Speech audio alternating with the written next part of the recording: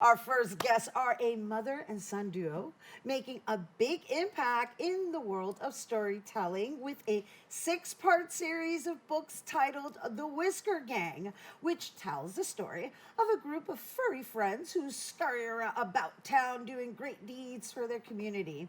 And Jax, at such a young age, is extremely proud of writing his book series and is currently working on writing his seventh book. Actually, I believe it was just recently released. His mom, Brooke Bean, is a storyteller, publisher, content creator, podcast producer, operations manager, and author with over 20 years of television and digital media experience, and she currently oversees the Audible Originals third-party scripted content and podcast team, where she produced the best-selling audiobook Force of Beauty, a Newark family memoir by Nikki Taylor.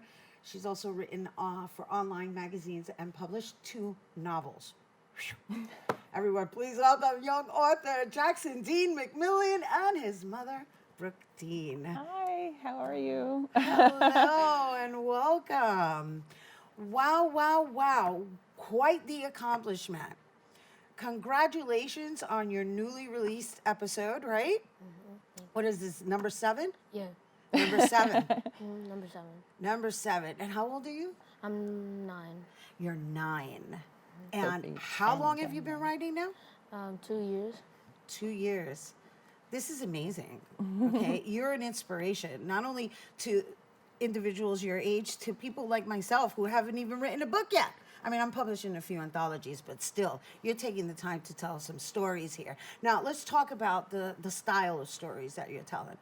Well, the style, it's like positive vibes and like to get kids to do positive things, not like be mean to anybody or anything like that. It's all about positivity and love and everything like that. I love that. And I love that you use different animals, right?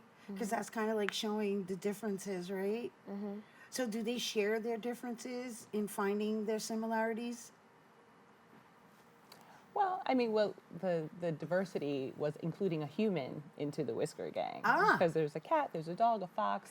And so we were trying to think of what could be more inclusive, and it's like a human being. So Jax is actually the diverse person in the Whisker Gang. So they welcomed him in, and they, talk about tolerance and friendship and inclusion. So Jax, named after Jaxon, is the outsider that's in with the Whisker Gang. So I love that. So, Brooke, I defer to him immediately because he's the author. Right. And you've been basically blossoming this. And I just wonder, right? Obviously, I just introduced all of the background, all of your background and all of your skills, I should say.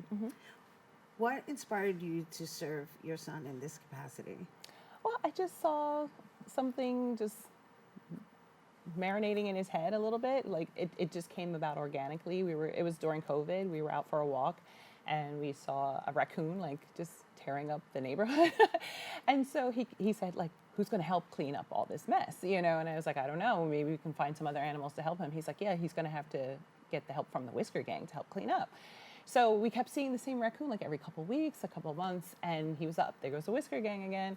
So I said, that has like a little ring to it. Let's see what we can do about it. So I was like, well, if you were to write a story about the raccoon or the Whisker Gang, what would it be? And he was like, cleaning up the neighborhood. So his first book was actually about all the whiskered friends volunteering to clean the neighborhood.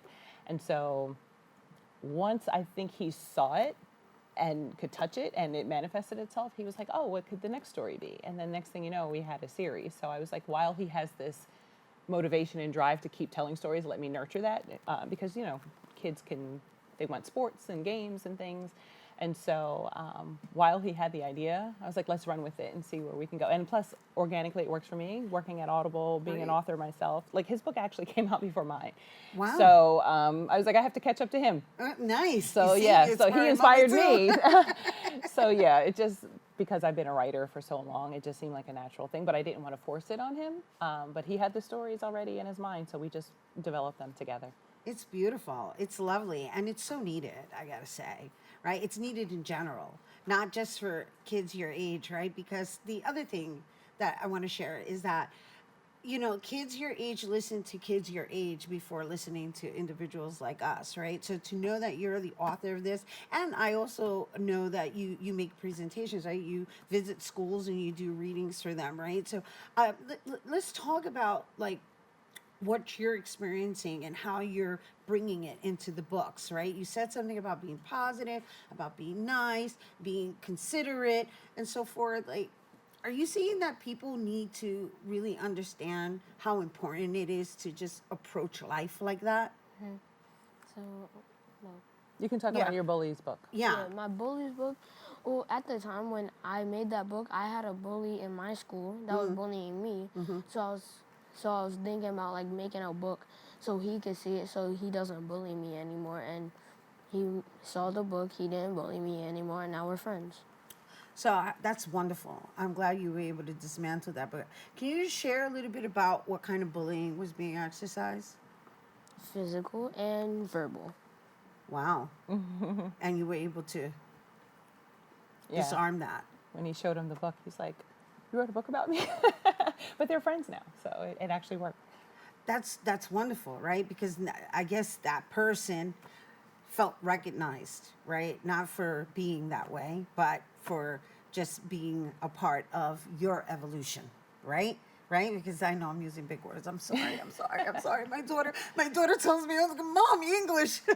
No. No, but you get it, right? Right? And so, all right, so tell me about the series. Tell me what each one tackles and how close they are to your experiences. Well, You got 7 in the can, right? Yes. I know we're holding the latest look one. and see. Okay.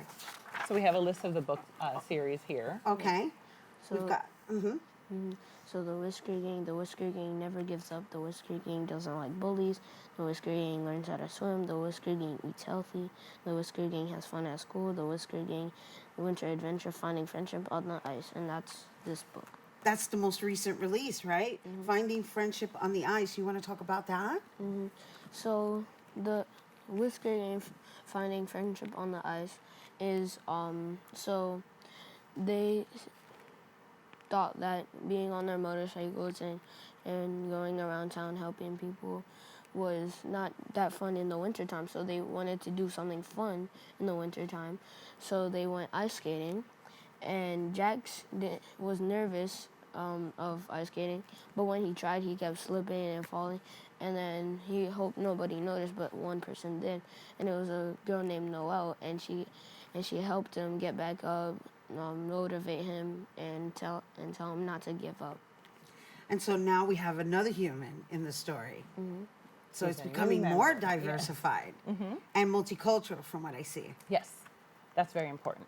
And because Noelle is a little young girl of color, what we decided to do for this series is in recognition of World Ice Skating Day, we wanted to donate a portion of his royalties to figure skating in Harlem, so that not only is he just writing books, but it's about giving back to your community as well. So it's like we use this book as an opportunity to do that and to support that organization as well.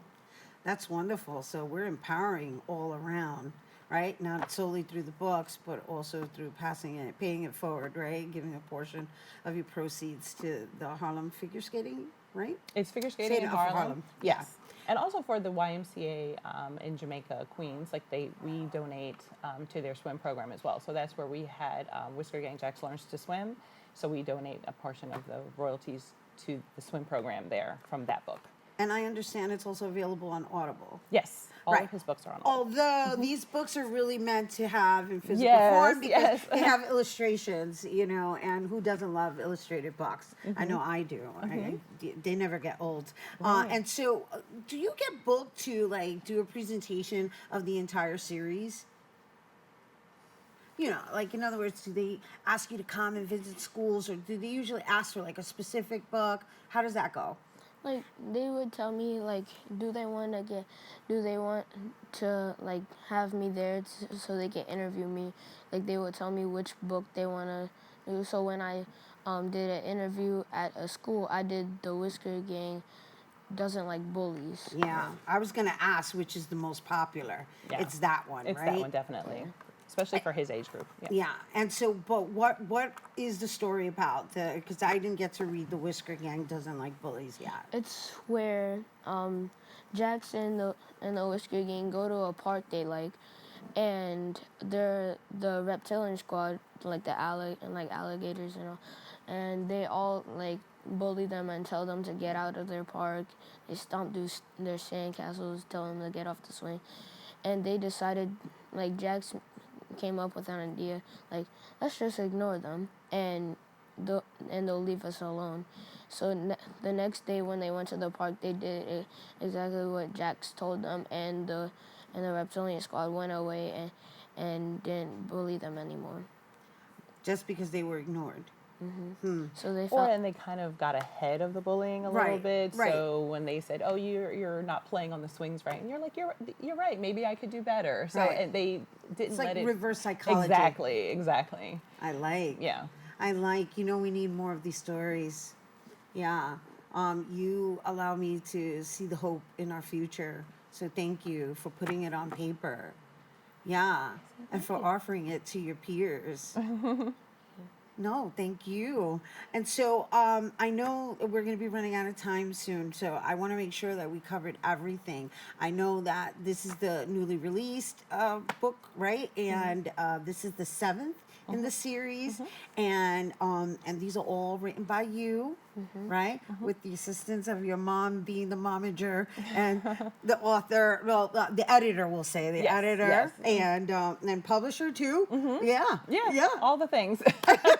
He has 2 more books actually written, so we're going to save those for next year. So we're cranking along, and we're translating his books into Spanish as well. Nice. So we're going to offer them in Spanish next year, at the top of the year. Very nice. Yeah. Awesome. So it's going to be bilingual as Yes, well. yes. Yes. There you go. That's diversity. Yes. Yeah. For sure. Well, this is a wonderful holiday gift too. So thanks for bringing it here Yes, to thank our you. audience. Thank you so much for being with us, and thank you for the work you're doing, sir. Thank you so much for having And us. momager, Jaxon D. Mcmillon, young author, and Brooke D. mother storyteller, publisher. Momager is what we're calling her. All right, once again, next, the Whisker Gang's Winter Adventure, Finding Friendship on the Ice is out now, where all books are sold, and it's on Audible, with a percentage, once again, going to figure skating in Harlem. And for more info, you can visit whiskergang.com. Stay tuned. There's more open when we return.